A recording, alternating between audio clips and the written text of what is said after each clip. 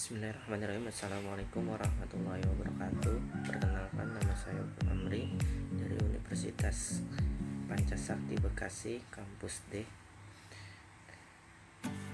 dengan prodi Pendidikan Ekonomi semester 5. Di sini saya akan menerangkan tentang ekonomi Islam dalam mata kuliah perekonomian syariah.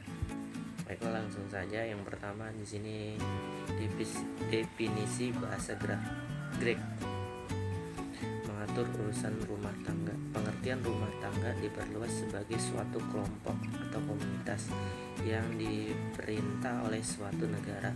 Maka kata ekonomi memiliki pengertian kegiatan mengatur urusan harta kekayaan kegiatan tersebut, cara perbanyak jumlah harta, serta menjaga pengadaan atau produksinya, atau dibahas dalam ilmu ekonomi secara maksimalis.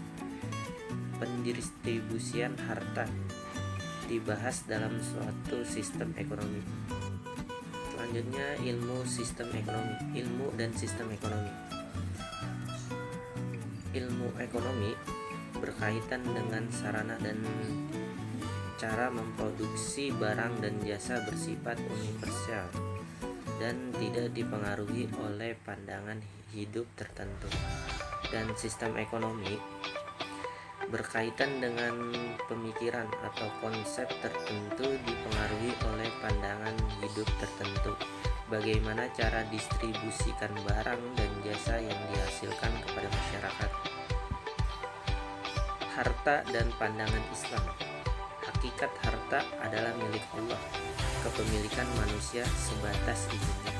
Definisi kepemilikan: izin dari Allah Subhanahu wa taala untuk memanfaatkan harta. Izin dari Allah Subhanahu wa taala ini terwujud secara nyata dalam bentuk hukum-hukum syara yang mengatur kepemilikan harta.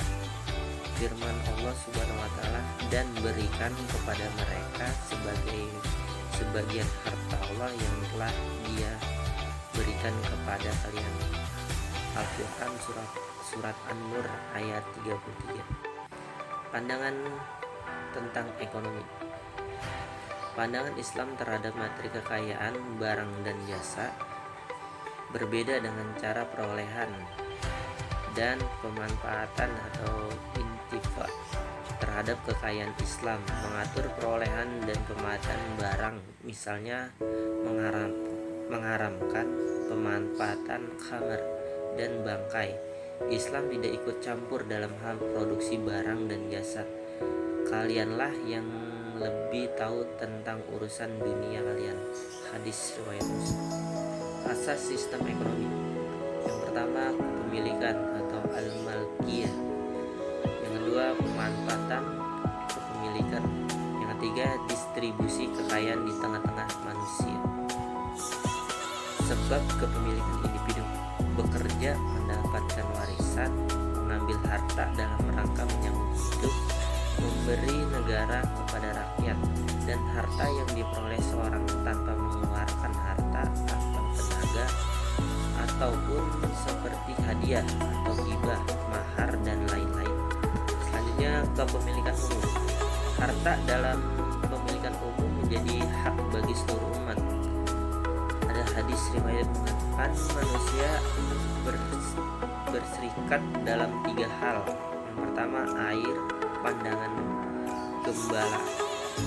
gembala, dan api. Hadis riwayat Muslim. Kias 3 harta memiliki umum.